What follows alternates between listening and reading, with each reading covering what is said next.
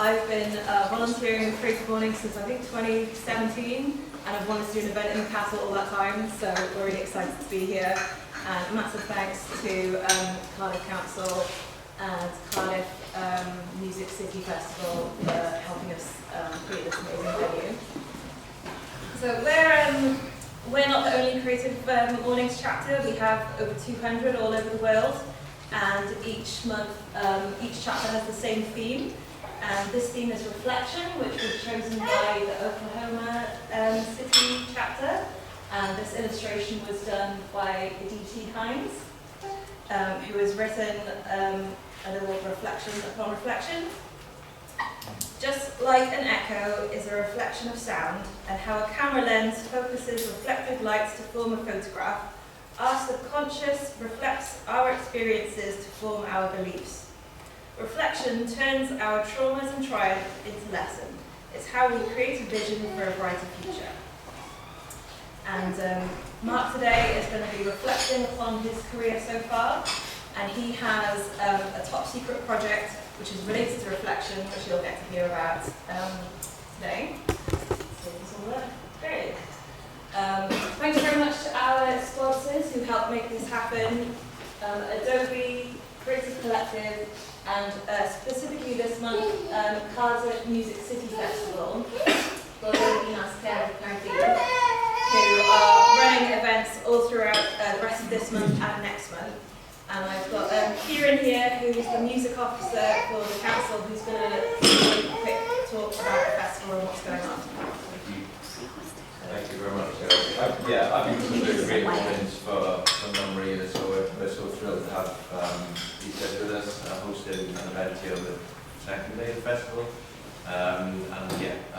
We've been working with Mark actually. You may have seen the branding, which I actually love, and it's really captured the feel of what the festival is. It's a brand new, first year, innovative, boundary pushing festival. It takes place right across the city, so we had our launch last night and our first opening night party, which was left field orbital at the Utility Arena, which was amazing. I think I had a moment by myself reflecting, just watching the people in the audience and the fans just kind of feeling the bass just pumping through them, and just kind of closing their eyes, maybe reflecting. There's a lot of nostalgia, all to left field around a long time, and I guess reflecting on maybe life choices or what have you, more than 20 years on. But yeah, it was such a great night, and it just was a reminder of the power of music and why we're doing this.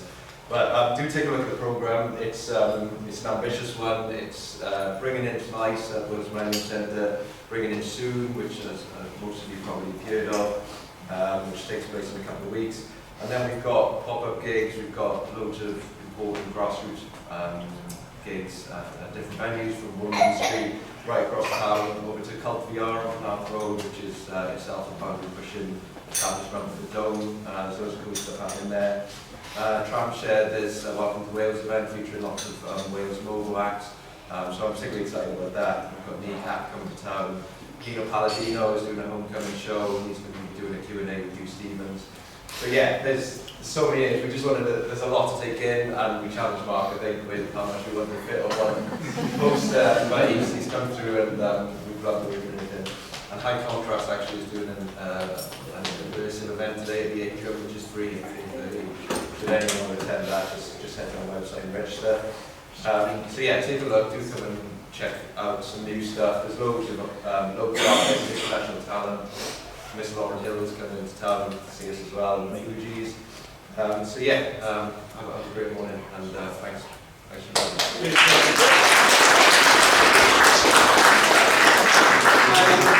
Welcome, good morning to beautiful Cardiff Castle. I'm a graphic designer, and I've actually only been a graphic designer for about 18 months. Don't ask what I did before. The first thing I did when I decided that I wanted to do this kind of work was get in touch with basically designers that I love their work around Cardiff. And the first one I contacted on LinkedIn, people actually do use LinkedIn. Mark doesn't. I contacted him on LinkedIn and said, he great, I love your work, great if we could have a chat. And so, like, out of the blue, I thought nothing would come out of it. But he said straight away, yeah, let's go for a pint, we'll go down Baccaratto and chat. And he's been so generous with his time with me. And he's created work that, so some of his work that you didn't know he did, but it's everywhere. It's always interesting, it's always beautiful, and it's often controversial.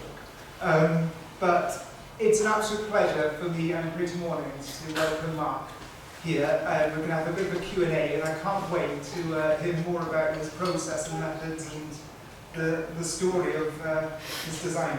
Thank you very much.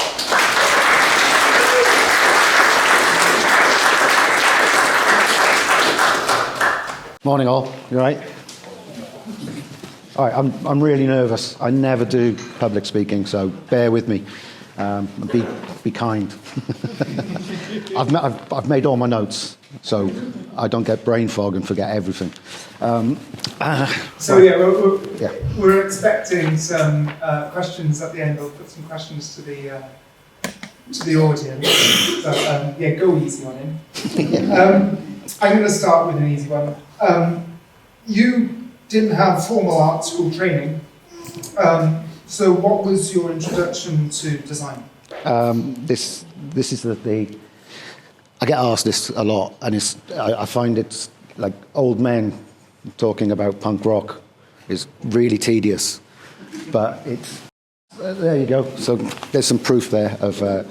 I say punk. I was 9, 10 years old, and it wasn't like I wasn't at the forefront of Dan the Roxy or anything like that. It just grabbed me as a kid. A few of us, me, my brother, and the friends, and it wasn't like punk as such. It was more the aesthetic that got me. The dressing up and messing up and everything else, and it's as a kid, seeing the Jamie Reed sleeves. It's, if you look at them now, those bright colours and cartoon images, as a kid, it was like that was grabbing attention, and I hadn't seen anything like that. I don't think I was paying attention to music before that. So that was where I started getting interested in music and design, and, the Great Rock and Roll Swindle, which I was obsessed with it at the time because, as a kid, it was just full of... It was just really bright visual, and the band were cartoon characters. It wasn't. There was nothing. There was no seriousness about it. It was just angry people and making things up. And then it was also the Damned as well. They were another band I was massively obsessed with. Again, absolute cartoon characters. Each member had a different name and a different character. So it was like. You were almost like moving on from the Banana Splits into punk. But I'm saying it's not. Yeah, it's not punk. It's the aesthetic of it, and and these Barney Bubble sleeves again, massive influence on me. So what that allowed me to do as a kid was, especially with Jamie Reed, it allowed me to sort of cut up magazines and newspapers and collage images together, and I was making images, but. I wanted to be a sleeve designer. I wanted to work in the music industry and design sleeves. That was from an early age. That's what I wanted to do, and I was kind of obsessed with trying to do that. So I'd create fake bands and just make up different sleeves and collage images together. So that was where I wanted to be, and I was like, I hated school, right? I didn't like school. It was the 70s, 80s, and it was just horrible. It was quite brutal. And it was I didn't get on. The lessons were awful, the teachers were awful, but I loved art. And, towards the end of my school years, they just let me sit in the art class and just spend my day making things, which was really good. But, but then you go do your careers advisor, and they'd say, what do you want to do? And I'd say, I want to work in the music industry. And they go, here's an application for a warehouse job in Peacocks. It wasn't. There was no way a kid from Cardiff was going to leave Cardiff. It was like ambition. What? Don't be ridiculous. get in your box and stay in that box. So yeah, it was pretty awful. But when I did leave school, I was offered a scholarship at Howard Gardens Art College. So I did a day visit there, went into the studio, one studio, and there was a man in his underpants with long hair and painted sponges and throwing them at a canvas. And I was like, yeah, this isn't for me. This is not for me at all. But what I didn't realise at the time was that sleeve design was art. It didn't come across as art in a way because it was mass-produced. So I didn't sort of quite. I wanted to be a designer, not an artist, although I was creating art. You know, so it was quite confusing at the time. Should I be facing you? Yeah, might be easier. I'm looking out there, it's freaking me out. Sorry. Yeah, so I didn't go to art college basically, and then I got a job in printers, and learning the printing trade, screen printing, litho printing, but always trying to get into the design side of it. But you know, one memory I do have was back in like the late 70s and that. We'd come into town, and there was a Virgin Records across here, and in those days the sleeves, they'd have like empty sleeves as displays, like all stuck together to make an arch or something like that. That was a window display. And I'd go in and say, can I have those sleeves when you finished? And they'd go, yeah, okay. Because they'd skip them. They'd be in the skip. Yeah. So I'd come away and I'd leave with all these sleeves. And I remember coming away with Great Rock and Roll Swindle sleeves and cutting them up and making other collages and other things like that, and cutting out the lettering and spraying it on the back of my jacket and things like that. So that's where I started basically. Yeah. And then I just got into working with bands in Cardiff, nightclubs, bands, doing flyers, and it was all, you know, that's where I got into it. But it was very much cut and paste early days, and then the computer came along, and that changed everything. Because do you know what? Because I got obsessed with clean lines, and the clean lines that a computer could produce that I couldn't.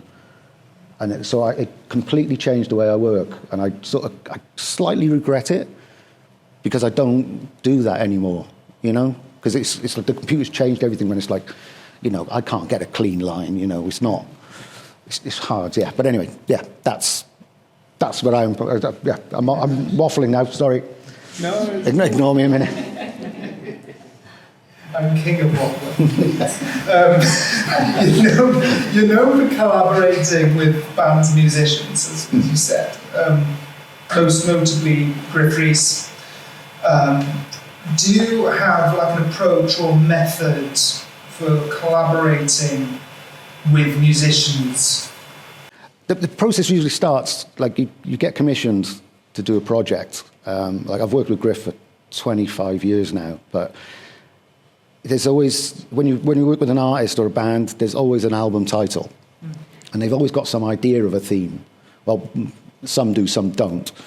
But there's always an idea of a theme. And I'll talk about this Sadness Sets Me Free, because it was a really good process. We didn't start with this.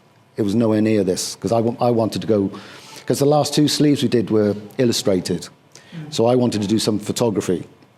So there was a lot of chat about going to Marseille, where the album was recorded, and there's this old Art Deco hotel, which looks incredible, and we'd do a photo shoot there. But then we sort of kept on talking, you know, we keep talking quite a lot, and Griff said it's very much a wooden album, as in all the instruments are wooden, okay. Which is like quite unusual, but it's not. It's like guitars, drums, it's all wood. Yeah, but so it's all wood. So it was like, right, so now we have a colour palette. And we started working on this idea of, I think Griff mentioned a motel room, this empty motel room. So I started building that in Blender. And then we had this room built with these reference points in it. And then we got to where is this room? And we were chatting about that, and then it was like, it's because one of the tracks is called Celestial Candy Floss. So it was like, right, well, let's put it in space, you know? So we had this room in space, and then I was like, what's that room inside? How do we frame this room? And we talked about that, and then it was like, do we do an Americana caravan? And I think I just went, it's a shipping container, because I've got a thing about shipping containers.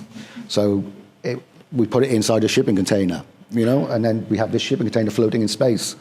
And then that shipping container looks quite boring, blank. So it was like, right, I need to brand this. So then I came up with GR Logistics. Came up with this brand idea, and then I was like, right, well, every good logistics company needs a mascot. So it was like, you know, so we came up with a mascot. And then you come up with a mascot, so then we're starting to tell a story then, that we've got this logistics company that transports Griffin the band around on tour. So then we start making all these individual videos for each date on the tour, with the shipping container flying over the town and landing in the town.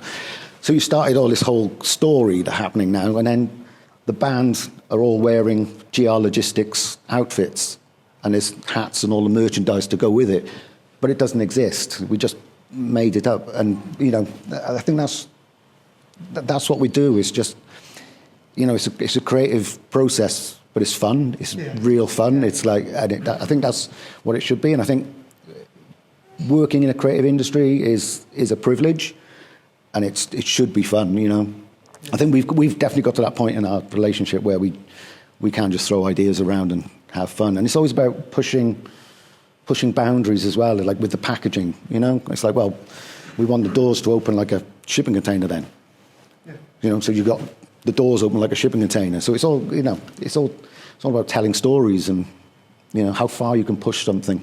I can't imagine, it's like that with all bands, I can't imagine like Bono calling you up and saying, I want to put The Edge in a can of Pilchards or something like that. No. It's weird. It's like, you know, there's some names in my portfolio that I've worked with, and I've genuinely worked with them, but it's not kind of working with them. Sure. It comes through management and label, and it's like, can you redesign the Joshua Tree 30th anniversary? You know, so I've redesigned it. So I've worked with U2, but I haven't really worked with U2. It looks good on the old CV, doesn't it? You know, but it's, yeah, you know, but I have designed for U2, so, you know, it's like, it's not a lie, but if you get me. We all do it. Yeah. Like, you kind of touched on it there, but you work with like musicians especially, like it explores the limits beyond just producing a record cover. Yeah. Like you've often expanded into like, books, NFTs, films, models. Like, what is it about that attracts you? I'm interested in every aspect of design, creativity. It's not, you know, I'm not limited. I don't feel limited by, you can only do sleeve design. That's your job. That's what you do. It's like, no, I think it's a difference between art and design, in a way. It's like, I think the artist in me wants to create other things and do other things and explore other avenues. And yeah, I came up with an idea for a toy. I'll make a toy. You know, we'll get in touch with those people and say, could we make a toy? You know, I should be doing this, shouldn't I? Sorry, I keep on forgetting. The subject to change was a line I sort of started using about 15 years ago, just because I thought it summed up how I work, as in every project is a blank canvas. It's not, you know, it's start afresh.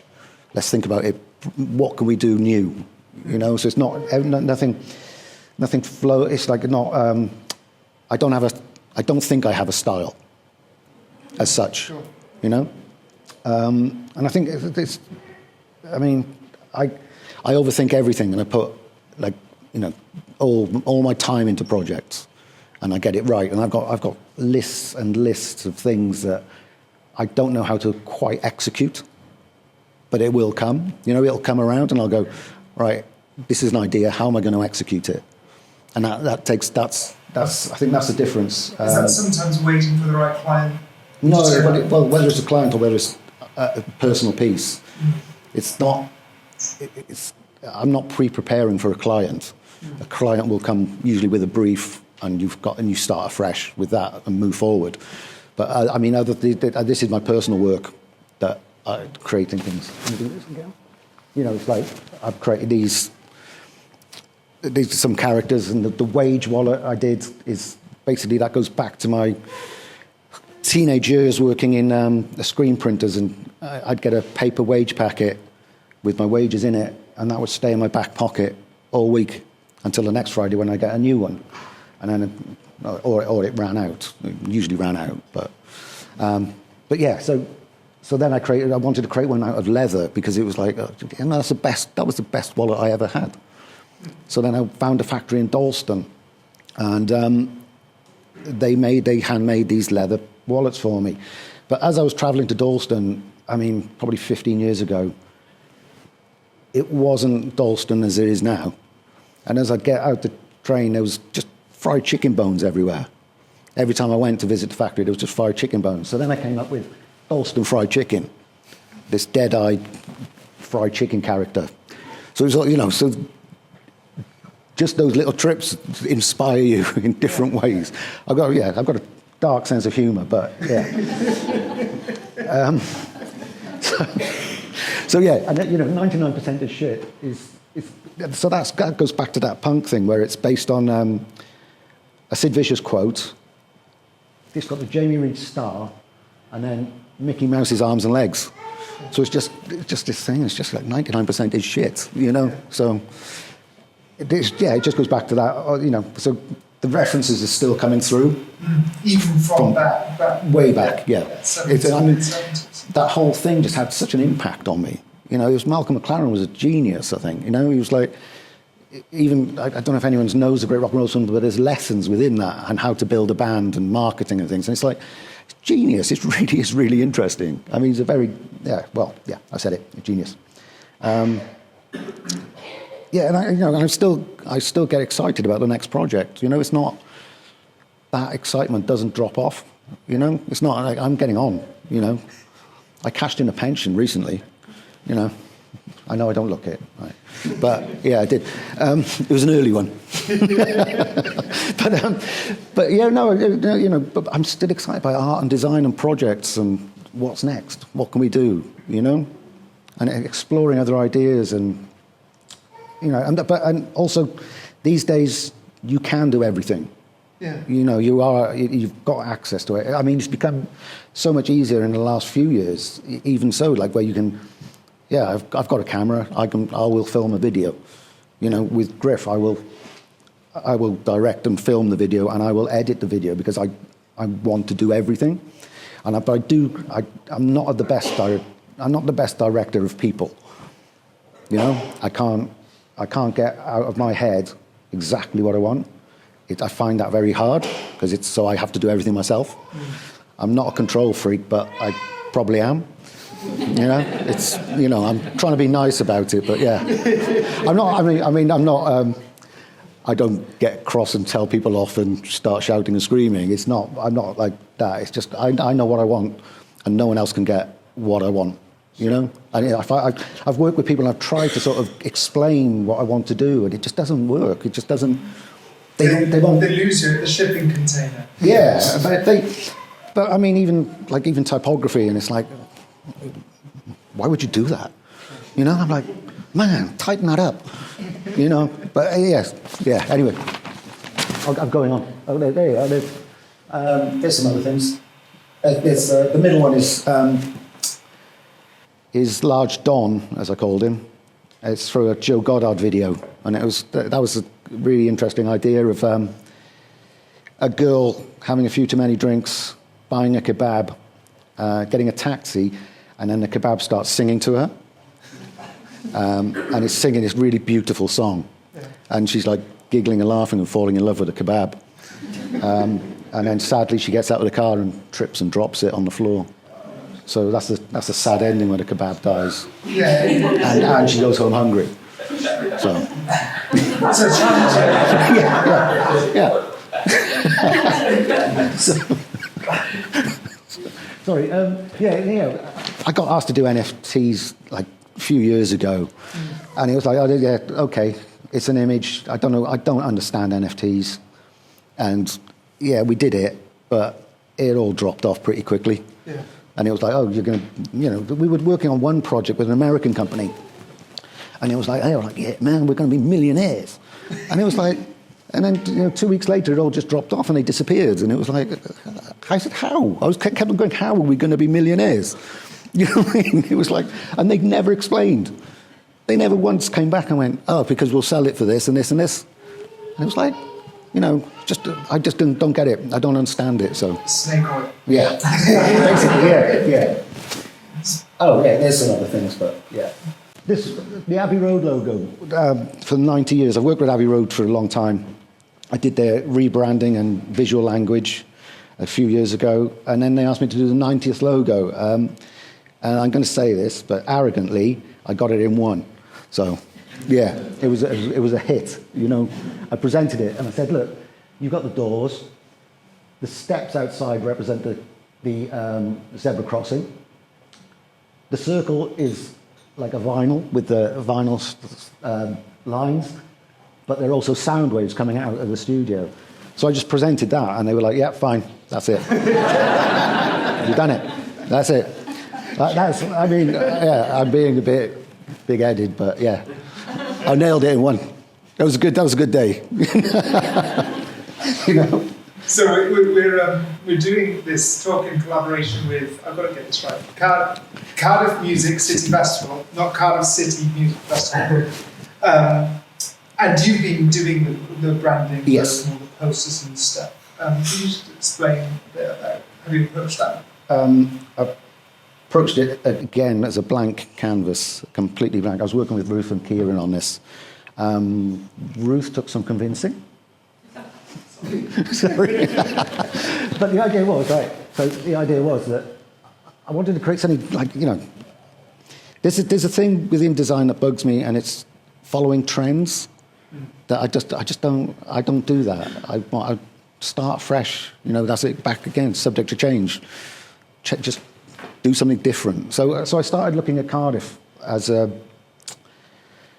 map. I was looking at Cardiff as a map, and I was thinking, how can we represent Cardiff in something, a way we can represent music, Cardiff, and everything else. So I came up with this as the map.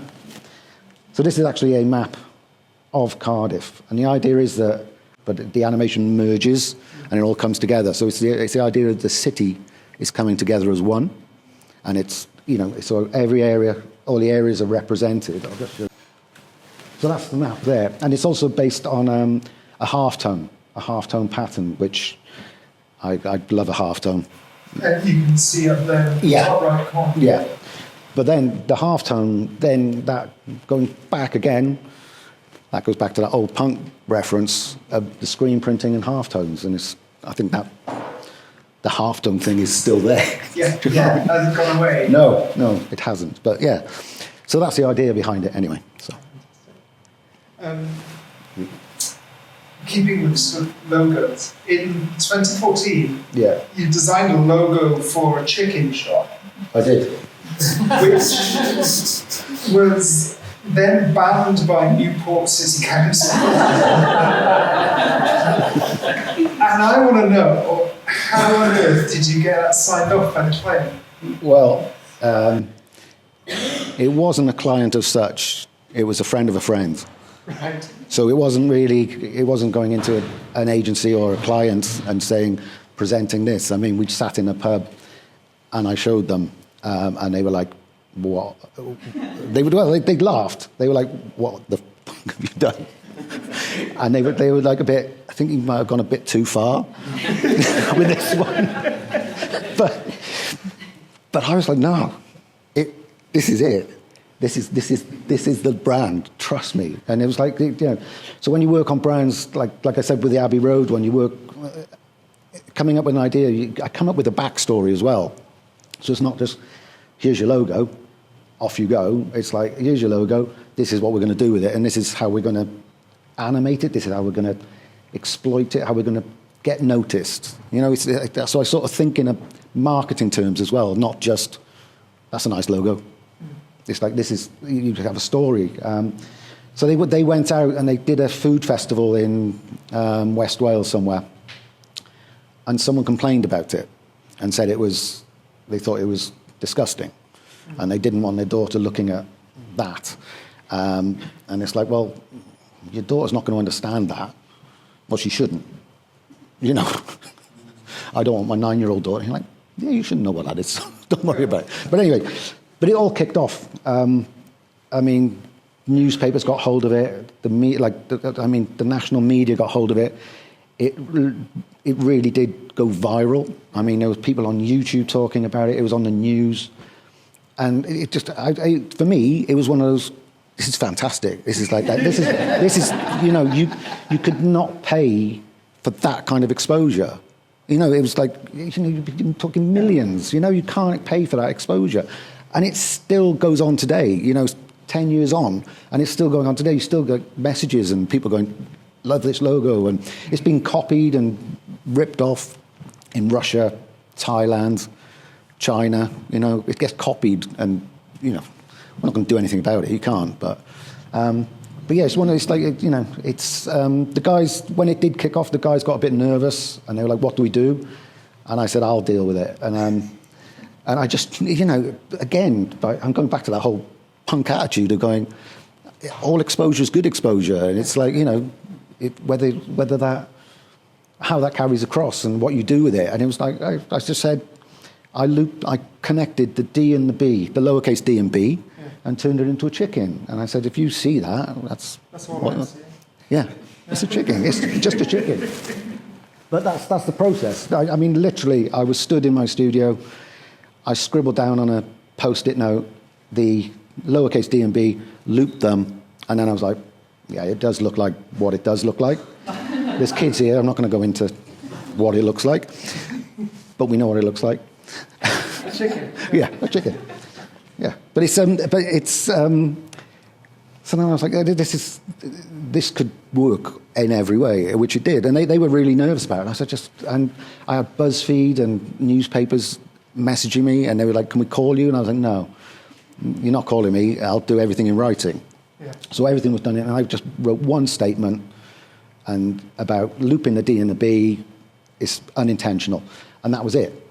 But that got copied everywhere.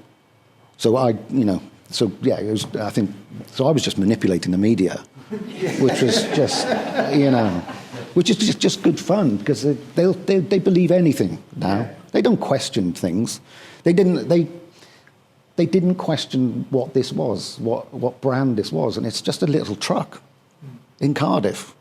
But it was like, it's global news that this brand has launched this thing, and it's like, it's not a brand really. It's just a man with a truck.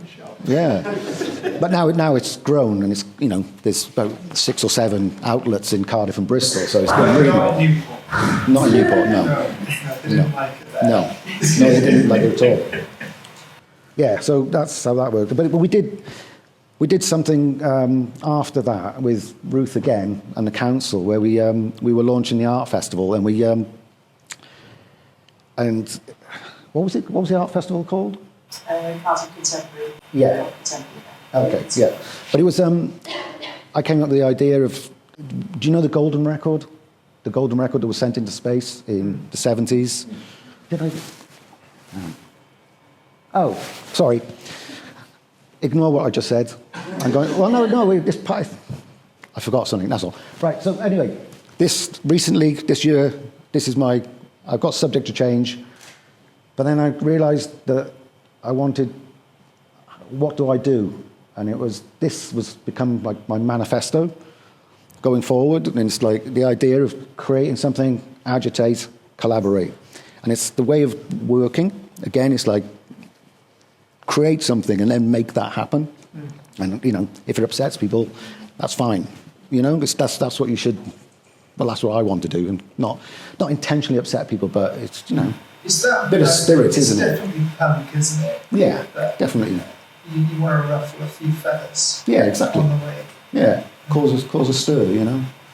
Well, it gets noticed, doesn't it? It So, sort of does. yeah. Yeah, in this day and age when everything's just people have 2 seconds to look at something, yeah, sometimes you've got to give them a bit more. yeah, exactly. So, going on to the golden record. So I came up with the idea that the golden records were sent into space in the 70s, and have music and images, and they put all photographs and stuff like this and the etchings in it. And the idea was that, I don't know if I got a slide for it actually, but the idea was that no one's responded. It was the idea that they were going to put this record in space, and alien life form would find it and go, wow, let's get in touch. You know, and it's like, it's ridiculous. And it's such a stupid idea, you know. So the idea I had was that we make this golden record, but it doesn't exist. It does exist. But the idea was that we drop this fireball over Flatholm Island, and it was basically the disc being thrown back, return to sender.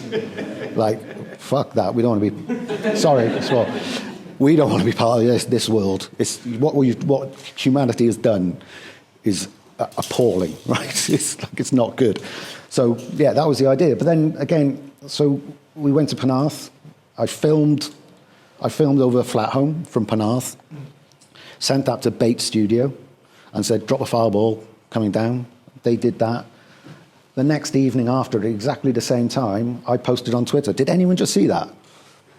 And it went viral, like properly around the world, like Russia, Australia. And I left it, and then someone from the newspaper got in touch and said, "Oh, can we have a chat? And can we speak tonight?" And I was like, "No." Again, no. I think I said, "I can't. I'm doing something with my daughter. We'll speak tomorrow." And then so we let it go overnight, and it just got traction, and it went and went and went.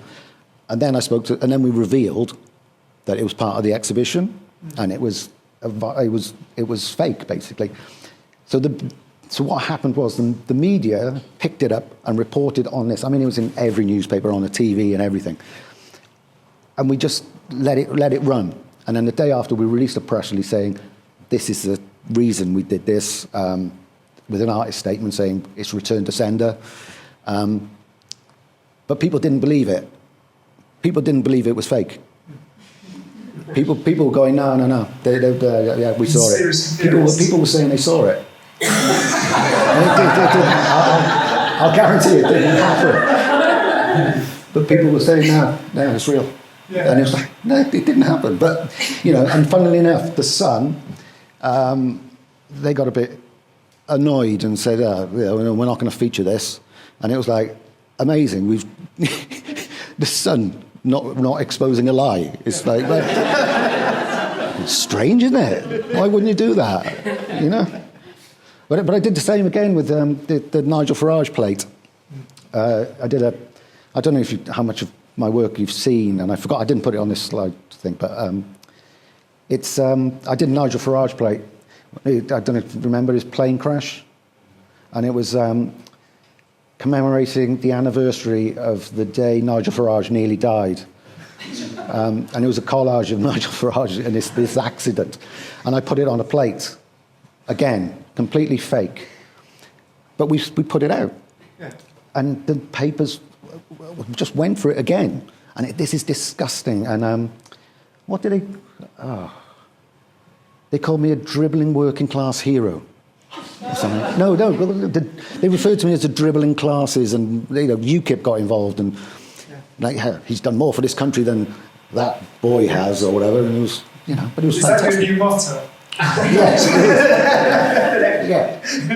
Yeah. Create, agitate, collaborate. Amazing. Do stuff. I remember when we met the first time, we spoke about this quite a lot. But in 2022, you had your first solo exhibition in Tokyo. Yeah. Called The Culture Clash. I'd like you to talk about what is it about Japanese culture and design that's so influential in your work. I think it's like I'm a Japan bore. right?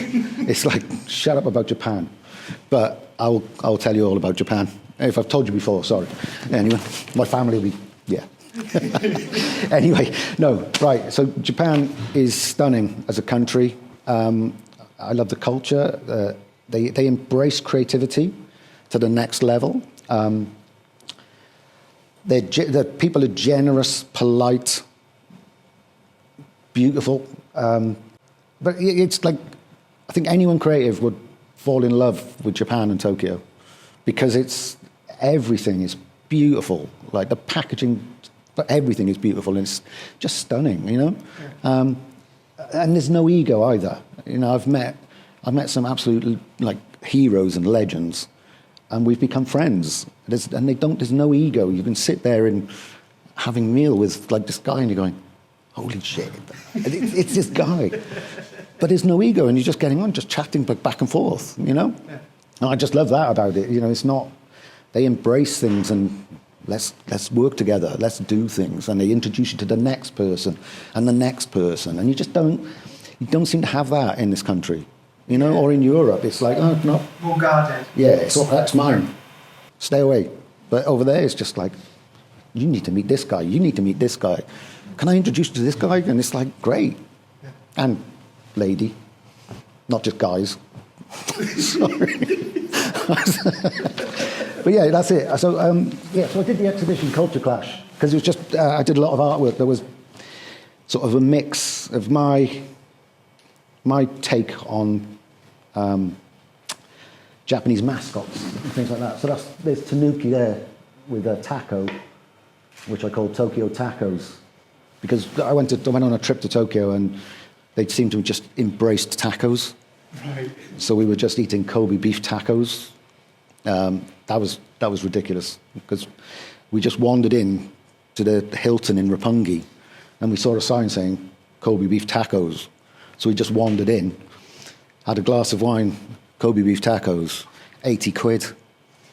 Yeah, so we weren't expecting that. Anyway, so this is Gachapon, who's a famous mascot out there and a character. And I just did Gachapil, because he looks depressed. So that's that. There's Atomic Sue there, which is a mix of punk thing, Sue Catwoman and Astro Boy. Yeah. So it's cutting across those two things. Battle armor in the middle is a samurai helmet made from citalopram packets, blister packs. Yeah. I love. Yeah, thank you. Yeah, because I was sort of I deal with anxiety. Mm.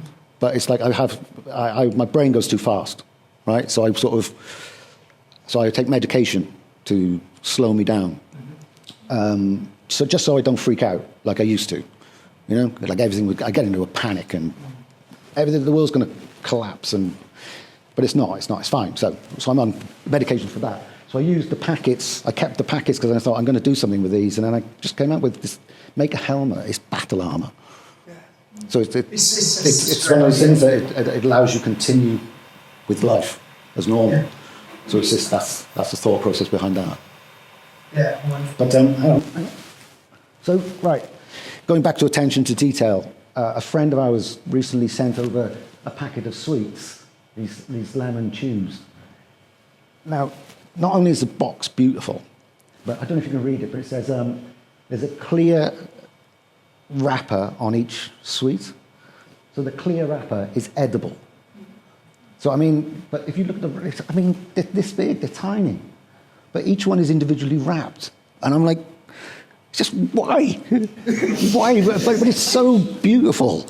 But it's ridiculous. Do you know what I mean? And it's just so much of that. I mean, I bought, the mince frisks. And me and my wife were out, and we walked into this stationery shop, and there was a leather case for your frisks. You know what I mean? It was like, well, we don't need that, we're having it. We'll have two, and I've still got it, because it's like, but that's what I mean, it's like the architecture, all the just design, everything, and packaging, just so influential. Yeah. That whole, yeah, it's just a stunning place. Just that extra detail. Extra detail, yeah. Yeah. We didn't know whether we wanted to talk about this until this morning. Yeah. And I know it's a bit hush-hush, but it is for Cardiff Music City Festival. You've created a multi-sensory installation. Yeah, an audio-visual. Audio-visual, all the installation. senses. Yeah. Yeah. Please, can you tell us more Okay, about it? so you're not allowed to talk about this outside this room. Okay, there's NDAs at the back. Right? Basically, what happened was, so this was meant to be installed on Thursday evening, but due to the weather, we had to cancel, and then we had to move it to Monday night, just because we couldn't do it over the weekend. So, right, here we go. All right, so this piece is called Under Neon Loneliness, inspired by Tokyo. Okay, we're going back to Japan. That's where I'll be. Yeah. That's where I'll be for a while. So this is Under Neon Loneliness, and the idea, right? So I don't know if many of you've been to Tokyo, but there's this point when you travel, especially on your own, where you travel to a foreign country or whatever, and during the day, everything's open, everything's, you're busy doing meetings or running around shops and whatever. And then it comes to the evening, and you have some food, and you have a drink, and then it's too early to go to bed, right? So then you end up wandering the streets for a couple of hours, and then sometimes you get this feeling of, I'm on my own. I mean, this is years ago, before we had like social media and everything, where you'd just be chatting anyway. So it was just like, I'm just wandering around, and you think, I've got a couple of hours to kill. So it's a feeling of loneliness in a foreign country. But it's, yeah. And it's a kind of neat encapsulation of that. Yeah, so I was trying to recreate that feeling. So I've designed, I think it's 30 different brands to go on light boxes and neon. They are suspended in a 20-foot shipping container with a soundscape I made using field recordings from Tokyo. So the idea is you walk into this space, and you've got mirrors on the floor and mirrors on the ceiling. So when you walk in, you'll have this audio playing of all these sounds from Tokyo, and you look up and the signs will just go up forever. That's the idea, and you just look up and be surrounded and immersed in this sound. So yeah, so this is a mock-up of how it's going to look. It's going to be in Central Square, Cardiff. So, and I think we're installing Monday night. Yeah. Fingers crossed. But yeah, so that's this piece, and it's just the idea of being immersed in this object. But I wanted it to appear like a monolith out of nowhere. So we weren't going to tell anyone, because it was meant to arrive Thursday and just appear Friday. When you got off the train, it was like, what is this? But yeah, so I think, yeah, so that's the sort of mock-up of what it should look like and feel like. But I made over, yeah, as I said, there's like over 30 different brands of identities I came up with. Yeah, it's also, obviously, the name of it is Yes. a reference to Motorcycle Emptiness. Motorcycle Emptiness, and Yeah. that sort of iconic video of the Yes. young band Yeah. in Tokyo looking very lost. Yes, that's right. But it didn't start with the Manics. I had this idea prior, about 4 years ago I started this project.